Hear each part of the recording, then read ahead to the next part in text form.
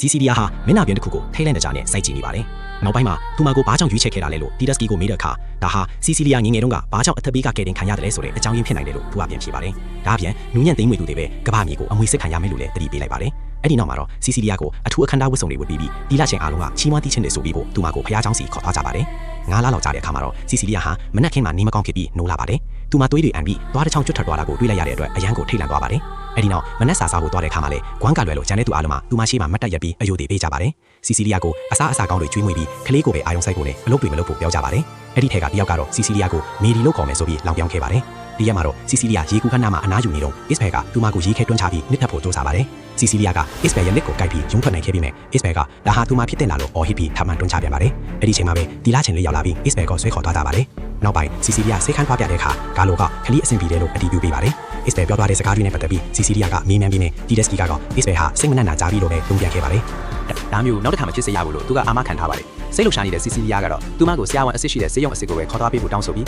သွားတစ်ချောင်းကျွတ်ထားတဲ့အကြောင်းကိုလည်းပြောပြခဲ့ပါတယ်။ဒါပေမဲ့တည်င်းတွေပေါက်ကြားသွားရင်သူမတို့အန်တီရှိနိုင်တယ်လို့အမျိုးသားတွေကယူဆတာကြောင့်ကေတင်ရှင်မမွေးဖွားမချင်းသူမဟာဒီတီလာရှင်ကျောင်းမှာပဲဆက်နေရမှာပါ။နောက်ပိုင်းစီစီလီယာလိုင်းလျှောက်ထွက်တဲ့အခါပြတင်းပေါက်မှာညနေဖုံးဆွတ်ထားတဲ့တီလာရှင်တစ်ပါးကိုတွေ့လိုက်ရပါတယ်။အဲ့ဒီအချိန်မှာပဲတီလာရှင်တစ်ပါးကခေါမိုးပေါ်ကနေပြုတ်ကျလာလို့ဥယျာဉ်ထဲကလူအလုံးလိုက်အော်ကြပါတယ်။စီစီလီယာကအလောင်းကိုသွားကြည့်လိုက်တဲ့အခါမျက်နှာတစ်ခုလုံးပျက်စီးနေတဲ့အစ်ဘဲကိုဖြစ်နေရကိုတွေ့လိုက်ရပါတယ်။ဇာပနာအခမ်းအနားမှာတော့ဂွမ်ကစီစီလီယာကိုဒီနေရာကြီးကိုသူမလုံးဝမယုံဘူးလို့ပြောခဲ့ပါတယ်။ဂွမ်ကစီစီလီယာနဲ့ဗိုက်ထဲမှာရှိနေတဲ့အရာကိုယုံကြည်လို့ရပါမလားဆိုတာမသိချဖြစ်နေတာပါ။တီဒက်စကီကသူ့ကိုကြားဖြတ်နှုတ်ဆက်ပေးမိလေဂွမ်ကသူ့ကိုလစ်လူရှုပြီးတကယ်ဘာတွေဖြစ်နေလဲဆိုတာသိရဖို့သူမရဲ့အထက်လူကြီးတွေကိုအော်ဟစ်မင်းမြန်းခဲ့ပါတယ်။သူမကလူတိုင်းကိုဆဲဆူပြီးလူလင်တွေလို့ဆွဆွဲခဲ့တာကြောင့်တီဒက်စကီနဲ့အန်ဆူတို့ကသူမကိုအပြင်ကိုဆွဲထုတ်သွားခဲ့ရပါတယ်။အဲ့ဒီညမှာတော့စီစီလီယာတယောက်အဲ့လိုမပြောနိုင်ခဲ့ပါဘူး။လူတရက်ဘန်ချီကားတစ်ချက်တည်းဖန်ကျိုးတစ်ချောင်းပြန်တောက်သွားပြီးဘန်ချီကားကစောင်းပြီးချိတ်ဆွဲလက်သားဖြစ်သွားပါတယ်။စီစီလီယာဟာအဲ့ဒီပုံရဲ့နောက်ွယ်ကလမ်းရမ်းမှာအီတလီဘာသာနဲ့ခွက်ပြီးရေးထားတဲ့တမချန်းစာတစ်တစ်ခုကိုတွေ့လိုက်ရပါတယ်။သူမရဲ့ကိုယ်ပိုင်ချန်းစာအုပ်ကိုပြန်စစ်ကြည့်တဲ့အခါမှာတော့စာတန်ဟာအလင်းရဲ့ကောင်းကင်တမန်အဖြစ်ဟန်ဆောင်ထားတဲ့အကြောင်းကိုဖတ်လိုက်ရပါတယ်။စိုးရင်စိတ်တွေနဲ့စီစီလီယာဟာဂွမ်ကိုလိုက်ရှာခဲ့ပြီးနေလေဘယ်လိုမှရှာမတွေ့ခဲ့ပါဘူး။